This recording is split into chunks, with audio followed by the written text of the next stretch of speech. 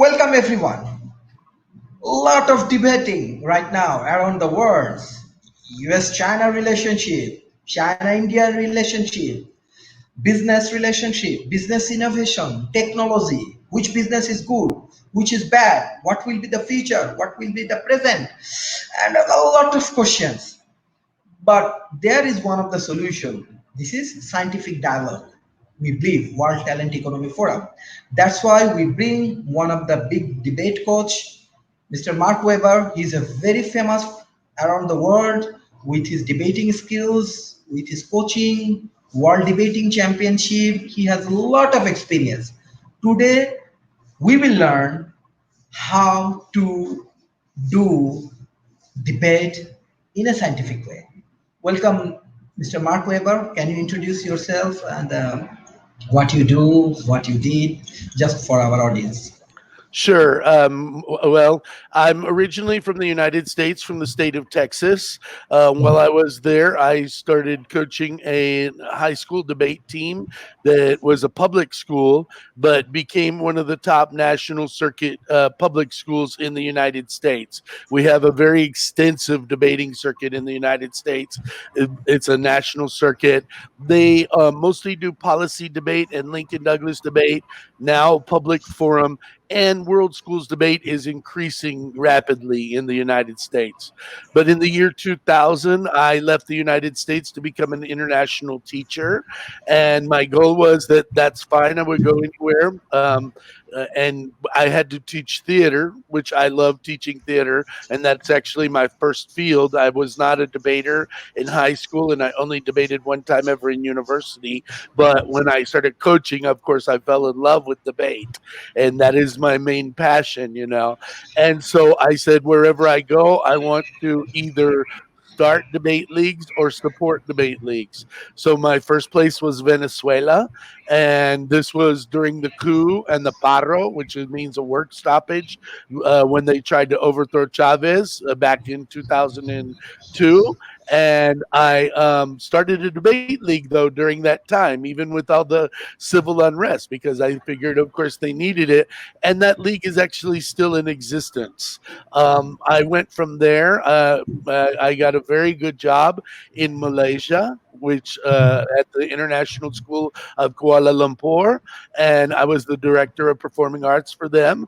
But during that time, I also assisted with the SEA tournament, the Southeast Asia Forensics Tournament that the ISKL is known for hosting. And I was able to help train many of the teams and teach them how to do debate. And I had a wonderful time in Malaysia. I was just talking with Sharif about how much I miss Malaysia and how much I enjoyed my time there. And I was there for 4 years. Then from there, I went on to the Sudan to become the director of fine arts for the Khartoum International Community School, a very nice school, an IB school also. That I think they're the only one in Sudan still that is an IB school. And I also had a debate team there and started a debate league with the Catholic schools that were there. Interestingly enough, the private schools were not interested in getting started, but also at that time, it was illegal for more than three people in a group to discuss politics. And but we were an international school, so maybe they didn't check on us as much. But it was also my first opportunity to take a team to the World Championships, and so I took Sudan. Their only time they ever went to the World Championship, World Schools Debating Championships. I took them in 2010 to Qatar. And we did pretty well for a team that had never debated before and just starting our own league. We took 3 rounds. We won 3 rounds against some really tough teams. We took a ballot off of England that won second place that year. And I thought we beat them, but maybe we didn't. And we had, and also took a ballot off of Greece that year. And I definitely know we beat Greece, but we didn't win the round because we were a new team, or maybe I don't know. Maybe I'm just biased because of the coach.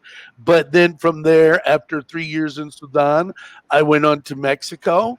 and the English speaking union in Mexico had actually started a debate team that went to the world championships, and they did okay because the Mexicans are very smart students, but they didn't have a regular debating league, so it was very difficult for them to be very competitive at the world championships. And so I, with several of the other international schools there, we started a debating league in 2010, 2011, and I was appointed as the head coach for the Mexican team at the World Championships at that time. So in 2011, we went to Scotland, and that was the first time that Mexico ever passed to the Sweet 16, to the elimination rounds. And so I coached them all the way up into 2017.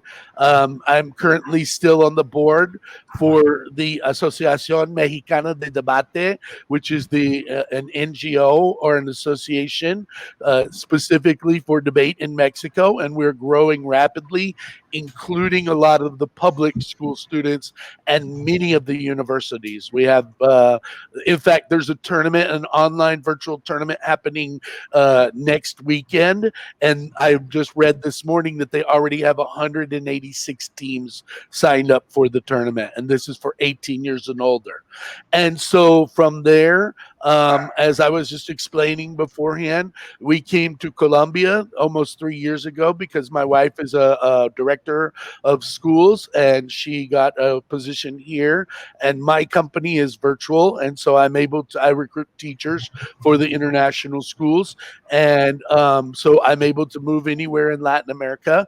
And so I'm in Colombia now. I'm actually volunteering coaching at the Pies Descalzos, which is, you might have heard of that. It means barefoot school. It's the school that is the foundation that is set up by the pop singer Shakira. And she actually has a great hand in running overseeing the operation of the schools. And she just opened up 2 more schools here in Colombia, and it's for kids from the barrio that have the intelligence to go to a private school but don't have the money. And so I'm coaching that team, and at the same time, I'm trying to get an English language debating league going here in Colombia. It's taking longer, but sometimes that's what happens. And this is my life. This is what I want to do. This is my great passion. And I want to be, I don't know if y'all know what Johnny Appleseed is, but in the United States, there's a film we used to see in elementary school about this guy that would go around planting apple seeds to grow apple trees everywhere.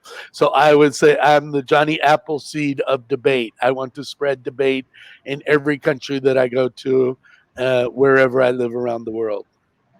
Great, brilliant. I want to go to the direct questions. How debate can work in present world? In the present world? Yes. How debate actually work and how it can play his role more in present challenging situation. Well, whether we like it or not, people are going to debate. All you have to do is go on Facebook and see that.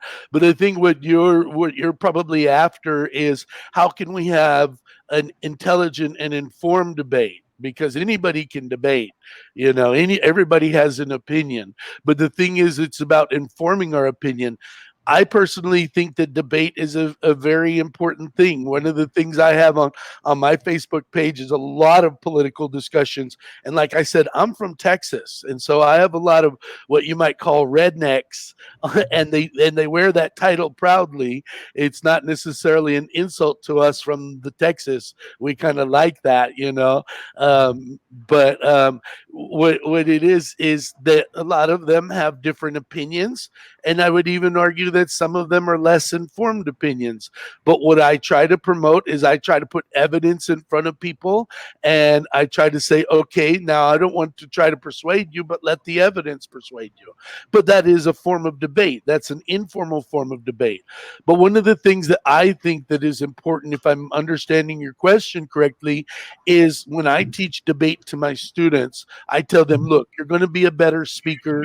You're going to be more a better critical thinker. You're going to be more politically, socially, and economically aware than all of your peers. But the main thing I want you to take out of this is I want you to take social justice out of this. It's the thing that the world needs the most. And that is what I think that debate promotes, because that's what every debate is about, is what is the most socially just, best arrangement for the people. And I think that that's an important thing for us to teach in debate, and I think that's an important thing for us to learn in the debate. And I talk to my students about paying it forward. And now, even with that, the debate camp that I run in Mexico every summer, most of the scholarship money, if not almost all of it, comes from former debaters that are now out there working, and they come back and they pay it forward, or they come back and they give speeches at my debate camp, and they help debaters in our community. And that's what I want from them. They don't owe me anything, they need to pay it forward. So that's why I think it's important for society.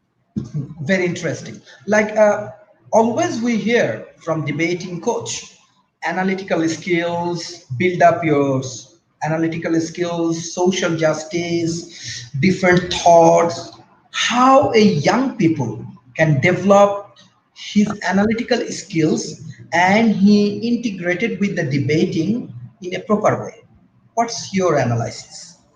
Well, I mean, obviously, the easiest route for them to get involved and to develop their debating skills is to start debating and get in with hopefully a league that has some instruction, someone to help them or instruct them.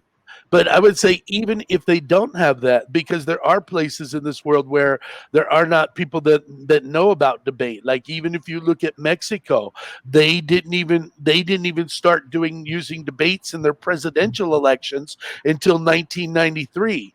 And there was some forms of debate, but there wasn't really much. And like here in Colombia, even, we're having to introduce the concept of debate and educate people about the concept of debate. So if you don't have a teacher, go online. There's so much free information on the internet. In fact, that's a big part of what I'm doing with my debate camp this year, because we had to go online for the debate camp, because Mexico right now, Latin America, is the hotbed for COVID-19.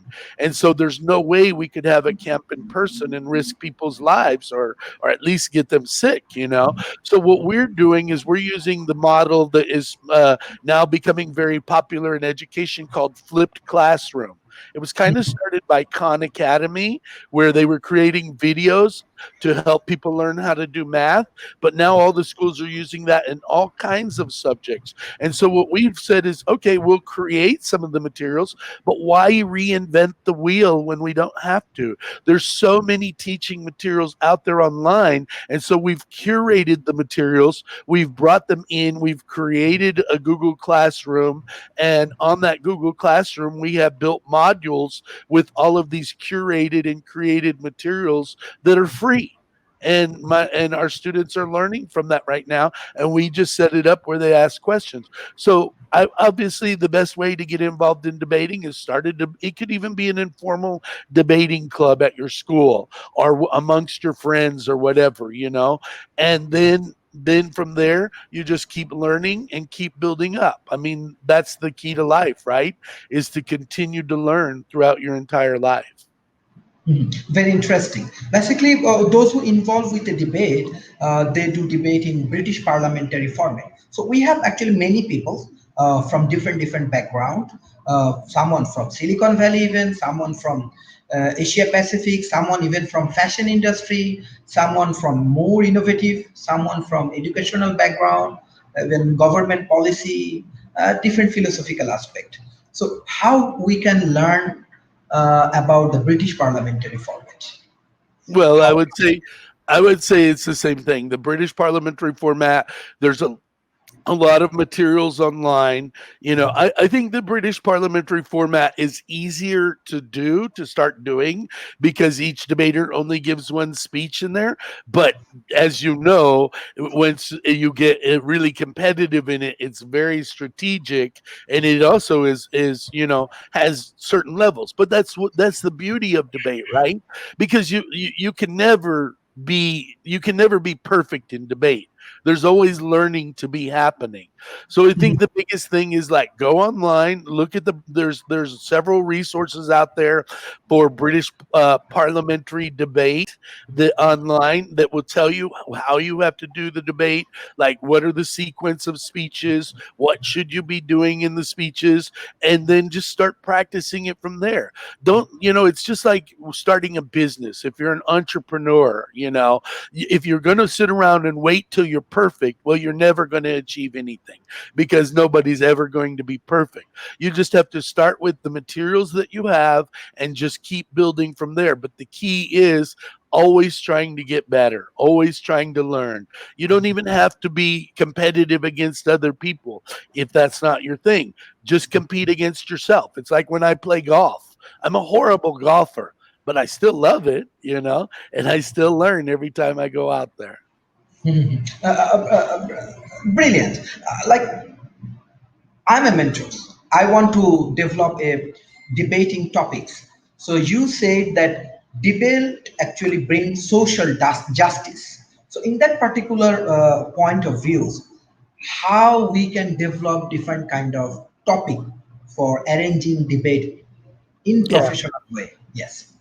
Yeah, I mean, when I have to create motions, I think that's what you're asking me. When I have to create motions for debate, I just go look in the news. What's happening in the news? I mean, we have all the material we need in the world that's happening around us. You can even look in your community for that. This is where I think, like, I would like to see more communities getting involved in actually debating issues, and having civil discourse, where people are not screaming at each other or calling each other names, but saying, like, look, this is how we should reformulate the police departments in our community so that they protect and serve and not abuse the people. Or this is how we stop corruption in Colombia so that Colombia or Mexico or lots of countries in Latin America, how would you stop those things? How would you fight the drug war? Where it's not an actual war on people, but a way to help people. Those things are in every one of our communities. We will probably never achieve 100% justice, but we can try, and we can try to make our world better.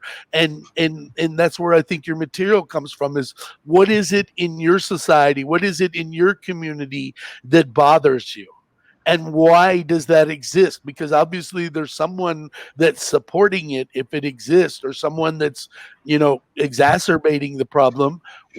Why do we have these different opinions about the way things can happen, and how do we come together? Because here's what I see in my country right now, in the United States. The biggest problem we're having is that we are not able to say, where do we agree first? Let's start there. Where do we agree? Now let's move to where do we disagree, and how can we, come together, come to a consensus to try to make things better. Mhm. We have many parents in this group. Why they send their children for doing debate in the school? How you explain why they should send their children to the for doing debate in this debating championship in the school levels? What's the benefit actually? Yeah. So I'm just going to put it in very plain terms. I mean, like a lot of the benefits of debate are very obvious. If you're going to be a good public speaker, that's going to help you no matter what you do. I used to tell my students, whether you're going to be the CEO of a corporation or you're going to panhandle for money under the bridge, you're going to need to learn how to communicate with people. But in very simple terms, I've been doing this for 30 years now. I still have students that come back to me every single day, every single year, and say to me, doing debate changed my life. It absolutely changed my life. I have an example that my wife loves. There's a student, Patrick, that was one of my students when I was a very young teacher and first started teaching. He's now a very high ranking negotiator for the Schlumberger company. They're an oil field tool company. And he says that his company always sends him into the tough negotiations because he knows how to talk to people. He knows how to reason with people. This is is what I was just saying in the previous question. Is it's not just about being able to argue. It's, do you want to be right, or do you want to find the common ground? And that's what I think debate helps you to do, is because you have to appeal to the judges in the back of the room who may or may not believe the same things that you believe. And so you have to find the common ground. How can you get that person to understand the perspective that you have and to go along with it? And that's what I think debate teaches you. It also teaches you to argue with people, but I think when you become a more mature debater, that you need to do that. But also, it makes you a better writer. It makes you a better critical thinker. It makes you a better team player. It makes you all of these things. That here's what I would say to the parents: go to the school. Every school has a mission statement on their wall. There's not one thing in any of those mission statements that doesn't happen in debate and that isn't improved by debate. And that's certainly what you want for your kid. Brilliant. At present world, we have a lot of challenges, lot of political challenges, scientific challenge, economical challenge, innovation oriented challenge. How professionally debate can handle this kind of challenge in real world, not in schools or university. I'm Mhm. talking about the more mature peoples like political debate, policy debate, or political dialogues, whatever it is, how debate can play more effectively at present world. Sharif, that's a great question. And the thing is, because you know what? We all know that when you get into the professional world, you don't just get to make your decisions based upon a whim, based upon your instincts. I mean, sometimes that does come into play, and that's always probably got to be a part of it. But the other thing is that you have to, when you're working for someone else or even working for yourself, you have to make informed decisions. And there's a lot of information out there. In fact, when I was a kid, we had card catalogs in the library, and you were limited to the books that were in the library or the magazines that were in the library. You guys, as youngsters, sorry about my dogs are barking at someone. But you guys as youngsters have the exact opposite problem. You have too much information, and everybody that's writing that information has an agenda. They have a political agenda. They have an economic agenda. So how do you know what's right and wrong? I mean, like, look at the fake news problem that we're having in the United States right now. How do you decipher which is the correct information and which is the fake news? And so this is what I think debate teaches you, is it teaches you to go beyond that superficial level and to learn how to discern what is the correct information, or at least what is the correct information for your situation. I mean, I think there's always going to be bias. As long as you have human beings creating the information, there's always going to be some bias in there, okay? But at the end of the day, what you have to do is you have to sort through that information, and you have to say, based on, like look at the COVID crisis right now. We don't know everything. It's not possible for us to know everything. Even when we go past this and we reflect back, we will still not know everything. But we have to base decisions on the best possible information, and we have to find that balance. When is it okay to send children back to school? When is it okay for someone under 50 to go back to work? When is it okay for someone over 50 to go back to work? Because everybody has a different agenda. But if I want to, maintain my own life, obviously I have to find the right information and make the right decisions. And that is where I think that debate helps you in the real world, is it teaches you how to discern what is the best or most appropriate information and to put that into practice. I want to give you a small case.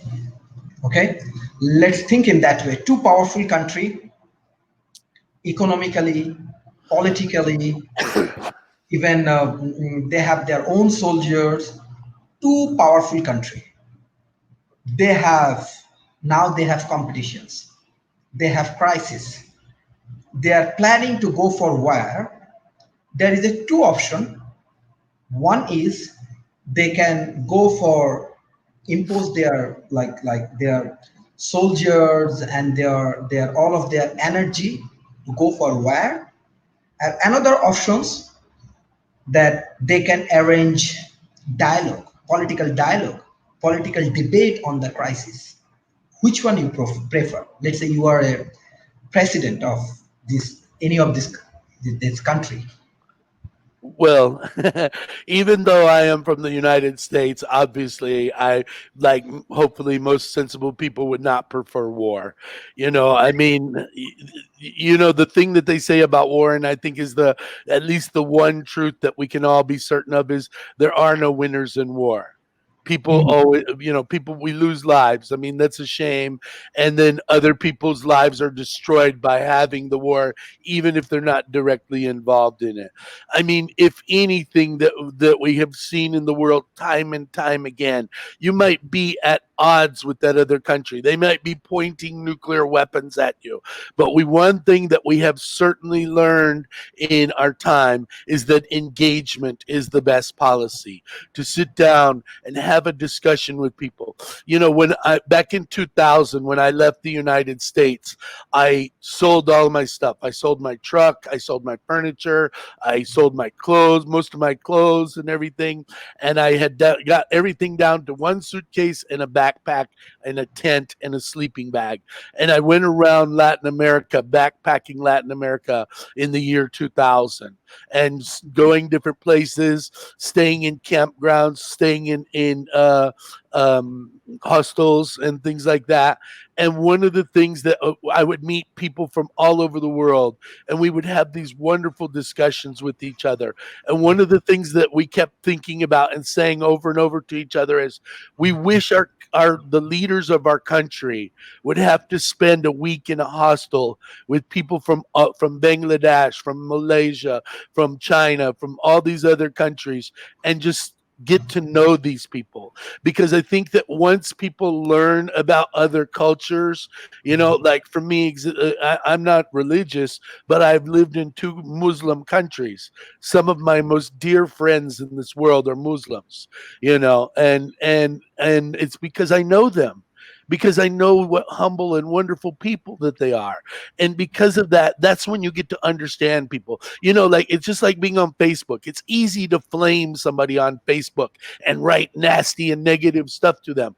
But if you were sitting down having a coffee or a tea with them, you probably wouldn't react to them like that, because you see the face, you see the humanity. And that's what we need. That's what we need, is we need people engaging with each other, and we need people talking to each other. There's no problem that cannot be solved by dialogue.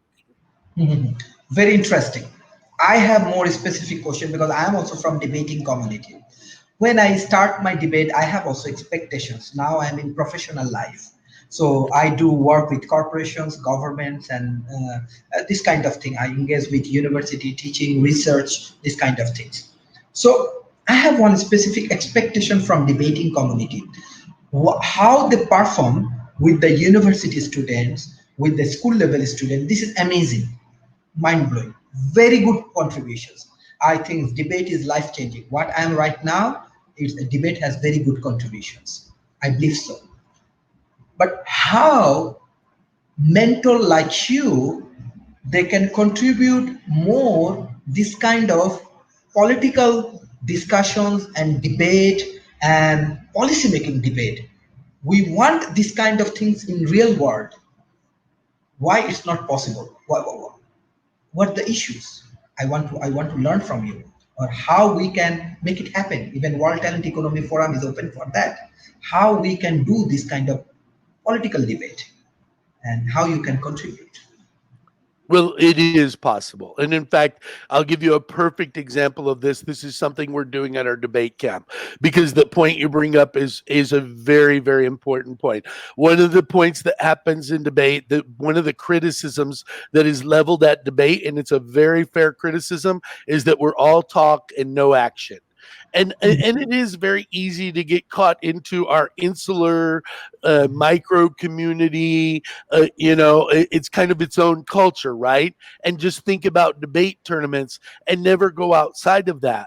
But then the criticism becomes true if that's all that we do. If all that we do is that we just continue to to strive for the trophy, you know and that's our only goal, then of course we're never going to really make a great impact on the world, because we're all talk and we're no action, you know.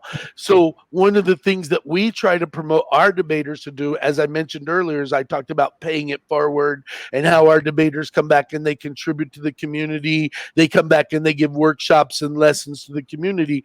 But also, I think that it's important for us to bring the real world in. So, you know, you can see what's happening in the United States for right now.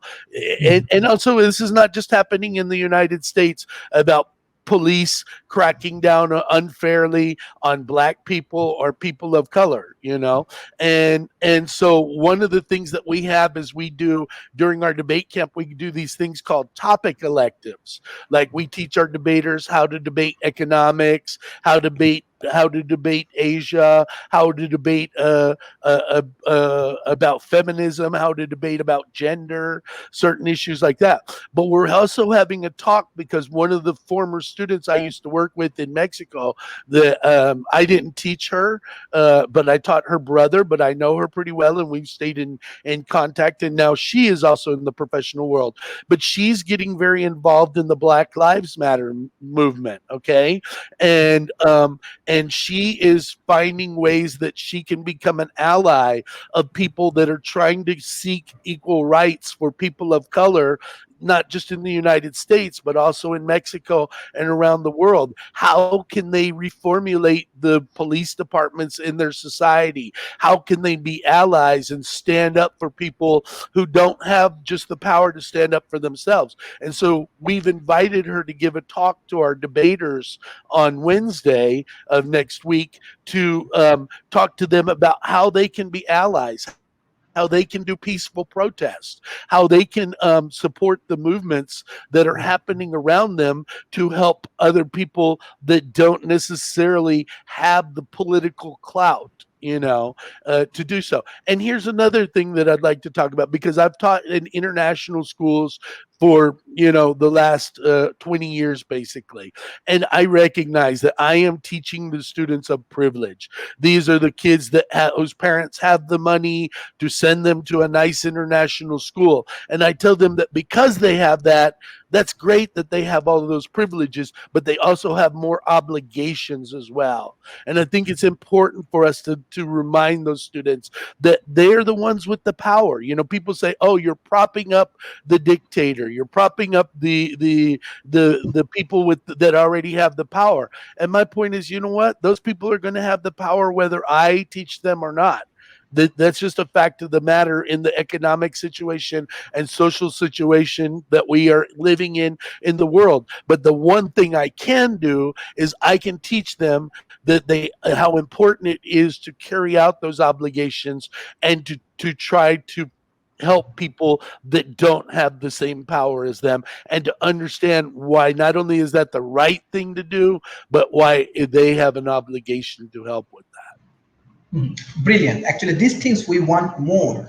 This is my expectation. This is my inner feelings that when debating is a too much of effective tools, and how we can utilize more. And when we saw that, you know, like around the world, we using huge amount of money for our power, for our army, for our force, even if we do is a political dialogue, I think everything we can finish. If we do a proper debating with our opponent logically, I think we can abolish all of our misunderstanding and many more things. So from your philosophical aspect, like if you think that freedom of speech is most important thing for human being, what's the present condition of freedom of speech, and what's the possibilities that we can step by step we can move forward, and we can go for a movement for freedom of speech, because every country is different. There are a lot of barrier for freedom of speech right now, and you are debate coach, philosophically you working for this kind of things. So what's your aspect, what's your thoughts, what's your philosophy on that point? Yeah, I do think freedom of speech is a very important thing, but that also crosses over into other lines. Is that I think one of the most important things that we have to do is that we also have to recognize that with those freedoms come certain responsibilities. Like you Mhm. see, I know I keep going back to the United States, but these examples are not just in the United States. There are people that have those freedoms of speech and they misuse them. They use them to promote hate speech, or they use them to promote things that help them hold on to power. So freedom of speech isn't always a good thing. I mean, the principle of it is always a good thing, but not necessarily the practice of it is always a good thing. And so I think that we have to instill in people that, along with those things, the thing that I have this discussion all the time with my wife because she's British, and so they have a whole different perspective, on freedom of speech than we have because of our Constitution, guarantees us this. Even if we're using speech that is counterproductive to the values of society in the United States, you have the right to say those things. But the thing is that they are tearing the society down. So, and then I've even had this discussion most recently with some of my ex debaters that are teaching at my debate camp next week about the marketplace of ideas. We love to spew that idea that, oh, the marketplace of ideas will always win out. Does it? I don't know that it does. I don't know that that's true. So I think that that's the biggest part is that we like maybe sometimes we do need to limit freedom of speech, especially when people are not using it properly. But then again, that begs the question: who am I, or who are you to say that we're using it properly? But let's go to a scenario where you might be what I was imagining when you asked the question is what about a country that's being oppressed, and and that is happening in all countries. Believe me, it's happening in the United States right now.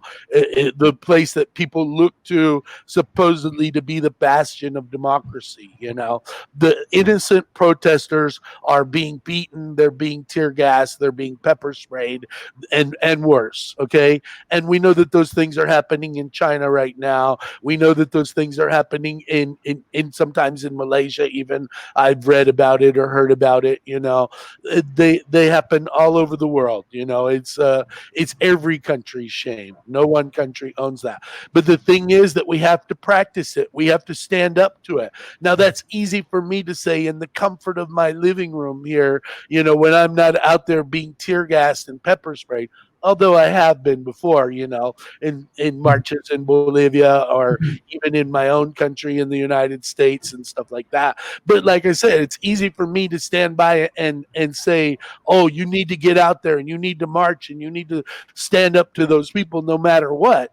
Well, when your life is on the line, when you're the one man standing in front of that tank, that's a different story. And so, but the point is, we have to be the allies of those people. We have to tell those governments, I see what you're doing, and I will not allow that.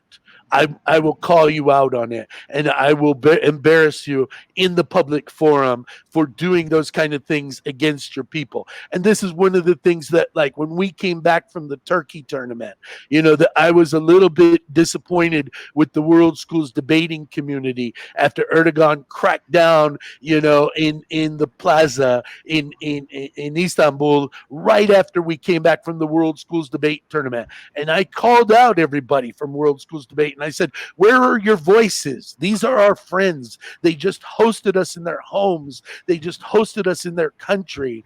And now they're being oppressed.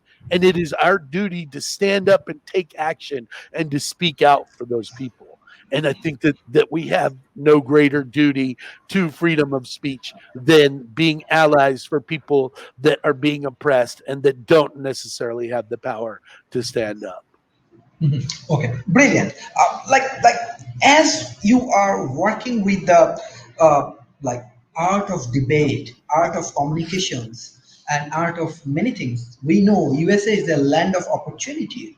Why you choose this kind of debating and this kind of things where there are, I want to say that life is very difficult, not so easy for engage with the debating community around the world and contributing your life for debating community. especially for many youngs, developing many young people there on the world. Why you choose this way? What's the aspect behind that? Because I know that you can easily choose the better corporate life or any other life. What's the way of your thinking for choosing this life? Yeah. So that's a good question. And I do get asked that a lot because I've lived outside the United States for 20 years now. I go back and I visit my aunts and my family. You know, unfortunately, I don't have my parents anymore, but my sister and my nephews are there. So I go back a couple of times a year to visit in the United States. But definitely my goal is to live my life outside of the United States because just like many people, I mean, to start with, I'm not, you know, there are selfish reasons for it as well. I want to see the world.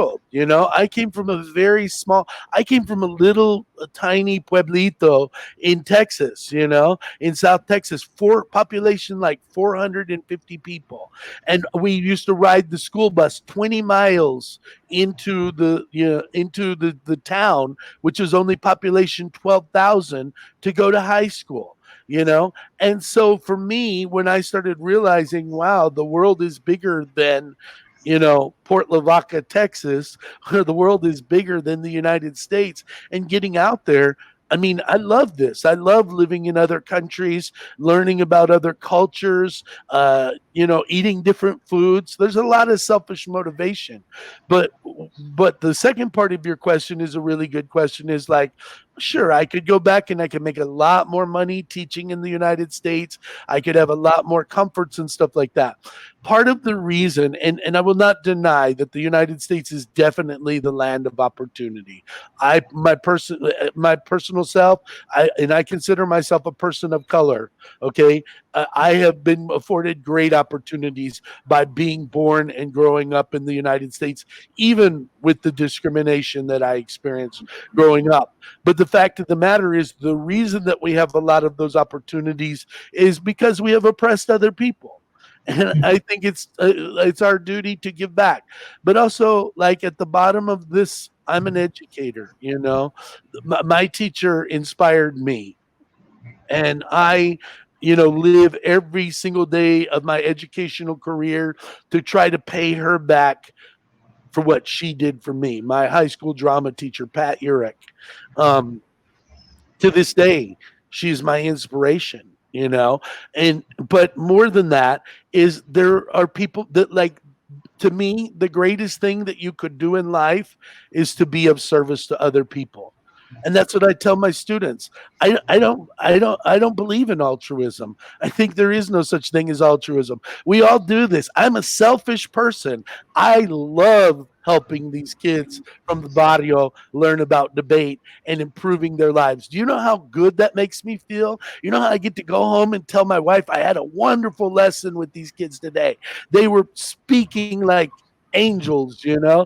And so it's selfish for me to see them improve. I think that's the greatest thing that I could ever do with my life. So there's no money, there's no riches, there's no comfort that could replace what I'm experiencing. I am living the best life, you know. And that's what I want to do for the rest of my life. You know, even if it's me teaching in the sand on a beach somewhere, in teaching philosophy and spewing debate to kids that are just interested enough to listen. Yes. There are a question from audience. Mohammad Shohil Rana, he said debaters are very logical. How do you think should we practice on logical talk in everywhere through some restriction, like in their working area? I think he is meaning on the working area, how he maintains some restrictions and he think logically and apply this debating process. On the other hand, Humaira Tanzilas, she asks you questions, logic and emotion, which is important in personal life. Both. But let's start there. Logic and emotion, I think, are equally important. I mean, like, you can be the most logical person in the world, but if you don't have the passion for what you want to do with that, then maybe it doesn't do you any good.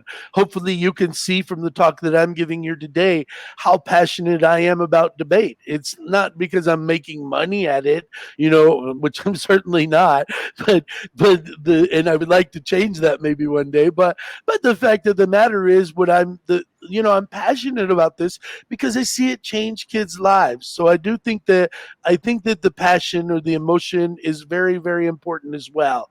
I mean, you can't rule that out, and you shouldn't rule that out. What you should try to do is you should try to balance them. So now we get to the tougher question, though, and I think that the tougher question is, how do you practice logic in your everyday life or your work life?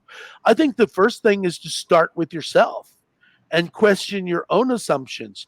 Think about what you believe and think about the mantras that you constantly are repeating to people, about freedom of speech being the most important right. Well, maybe it is and maybe it isn't. And sometimes we need to question those things. We need to rethink those things, and we need to say, wait a minute. Is that really what I believe? And if that is what I really believe, and that's the right thing to believe, is that really what I practice? Because it's very, very easy to say, oh yeah, I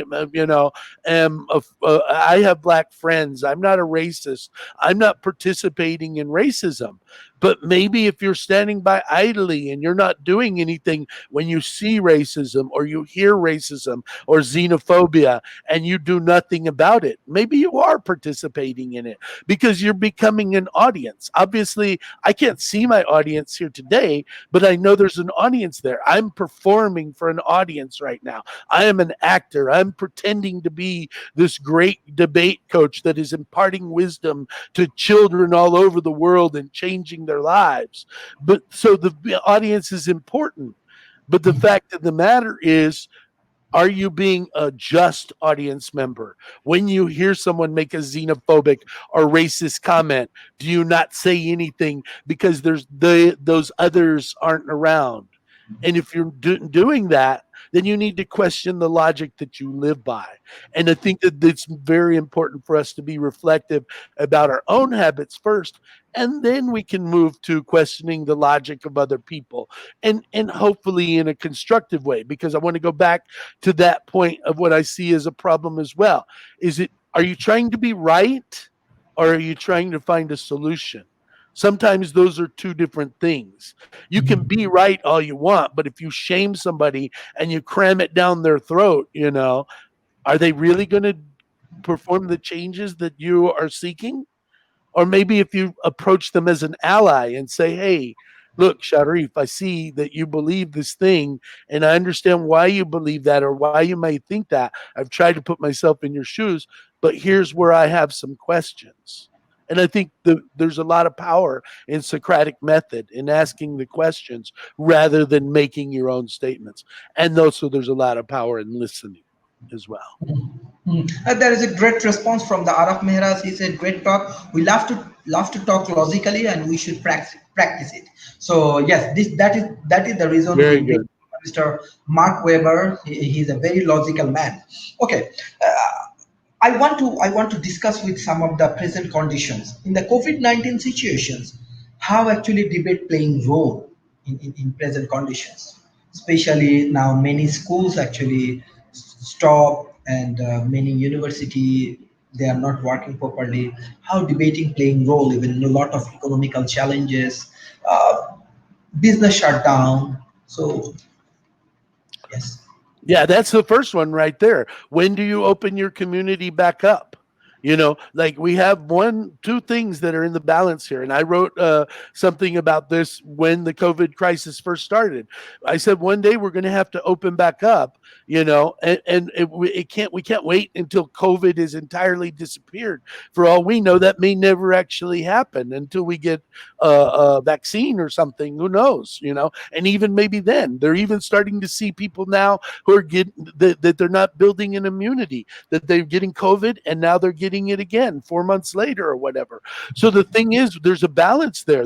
Anytime there's a conflict in society, you have a debate. right there. Okay.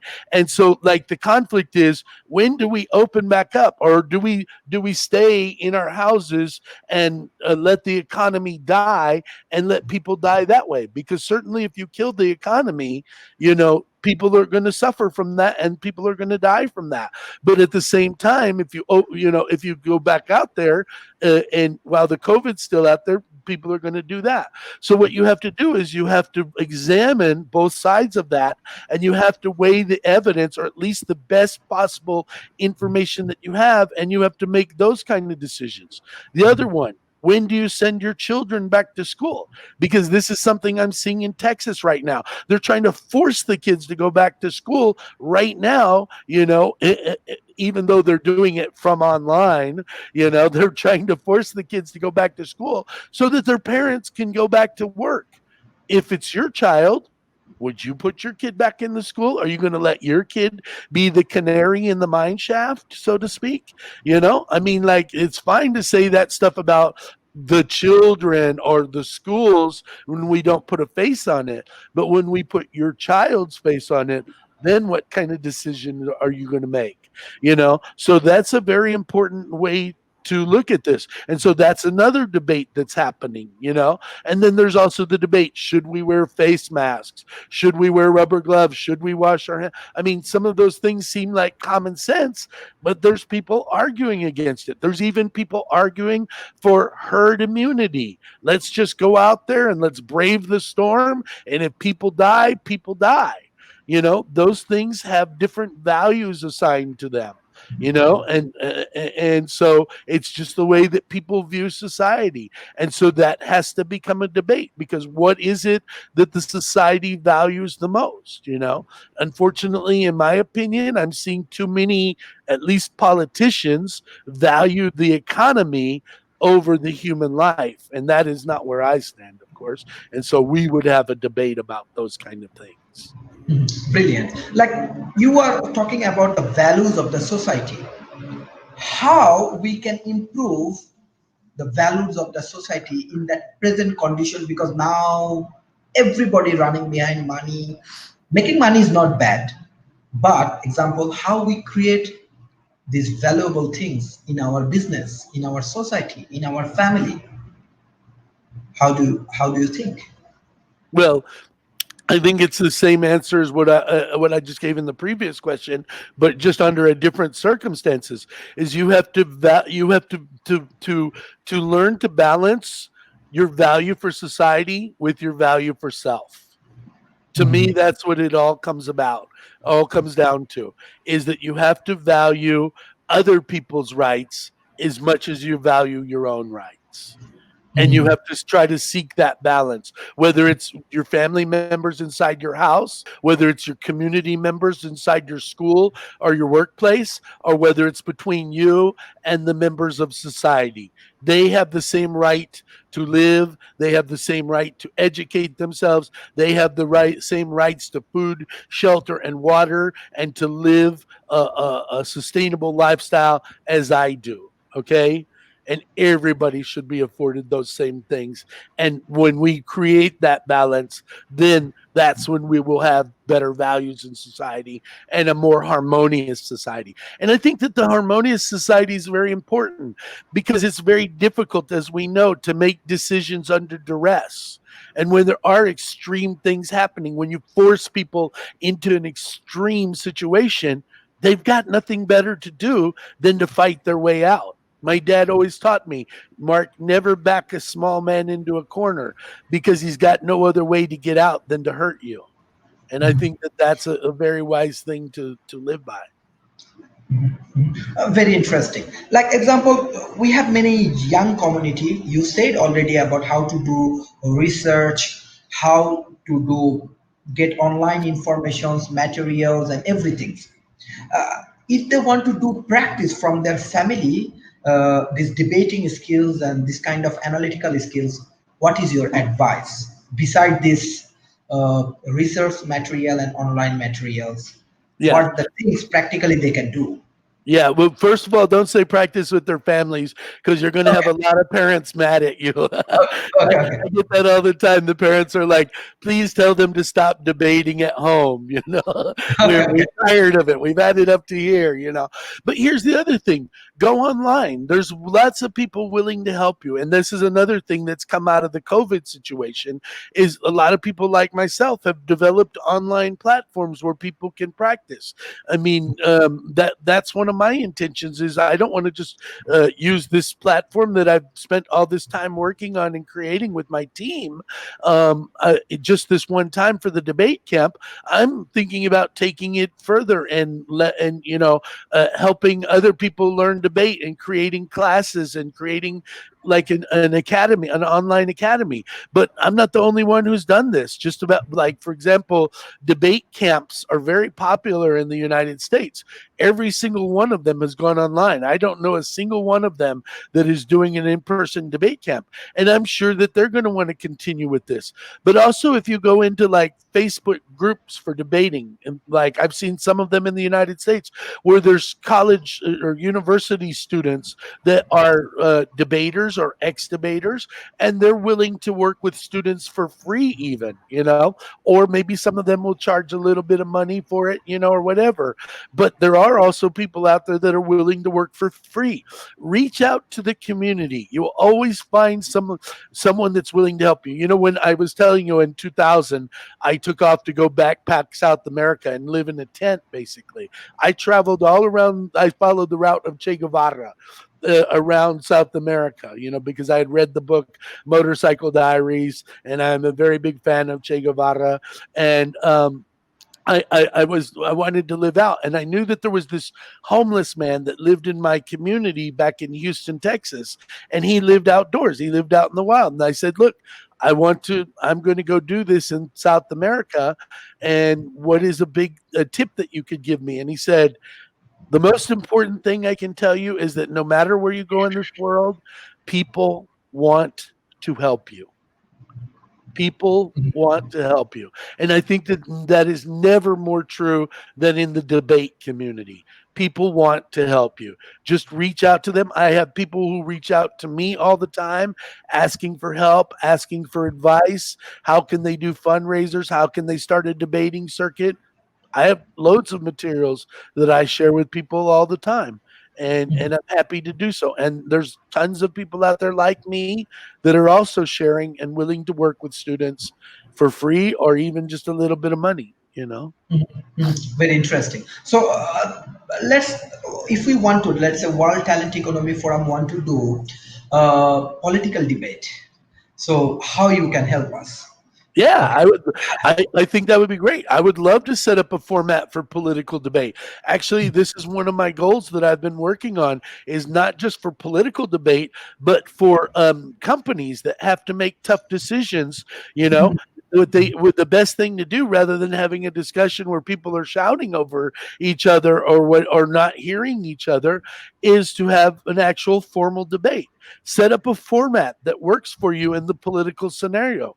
Let everybody get up and have their say. Let them present the evidence just like we do in a debate. And then at the end, let people make a decision based upon the best information that they have. And I think that the basically you wouldn't have to change very much from the way that we set up debate as it is.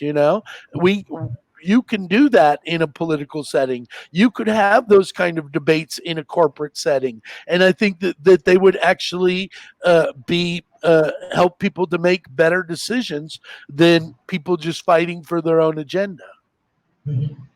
Very interesting. Very interesting. So, World Talent Economy Forum basically want to invite you to handle this kind of corporate debate. And if you come to our board, we will be really happy. We want some experienced people like you, and in futures, we want to Wow. arrange this kind of corporate. We have many corporations from Asia Pacific, even from USA, from Europe, many universities. We want to make a meaningful contributions, and with the collaborations of professional people like you, maybe your contributions can make a real change of the society. Last thing I want to ask you about the philosophical aspects. how do you want to define the present world, and what will happen next 2 3 years? What your prediction? I think, yeah. Well, so I'm just gonna like use this in regards to the world in general. I think we're seeing revolution right now. I mean, I think that this didn't just start recently either. I mean, we can go back. I mean, maybe this has always happened, and I'm just contextualizing it into the epoch of time that I am familiar with since I've been growing up. But like, go back to the Arab Spring. That was a very serious revolution. And it's not over. It's still ongoing. We see even some of those countries are still at war, or they're still having difficulties with certain leaders. We've seen, the overturn of leadership in Sudan recently. We see that things are still happening in countries like Syria, and Yemen, and places like that. But I think that those have also emboldened other people to fight for their rights as well. And so I think that we are going through a very tumultuous time right now where we're seeing revolution. And what I hope will come out of this is that we will see also change. We will hopefully see people learn their lives, and that even the people that are struggling to hold on to the power, that live the privileged and advantaged life, will realize that their lives are not as comfortable even as they could be if they would just give people the basic necessities that are needed to live a substantial lifestyle, to live with human dignity. And that's what I would like to see in the future, is that we stop ignoring and turning a blind eye to all the world's problems, and we realize that those people matter, that these people around me that don't have the things to live a dignified lifestyle, that they matter as well. And not only will it benefit them for me to see that they have those necessities, but it will also benefit me, and it will benefit my family and my people as well. And then because we have the resources so that 30,000 children a day don't need to die in Africa. That's not about resources, it's about distribution. And that's what we need to do, is we need to find a way to make that happen. And that's what I hope comes out of this in the next 2 or 3 years.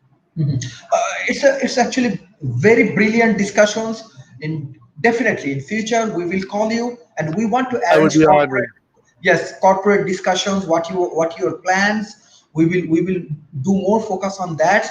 Maybe by this way we can handle more brilliant people, more talent people, and there are many audience. Humaira Tanzila, she said, thank you, sir. Surely it was a great session. Araf Mehraz, Mohammad Sohail Rana, everybody actually want to highly appreciate you, and how you discuss, how you motivate us, how you give your honest opinions, how you give your analysis and your lifetime value for the debate.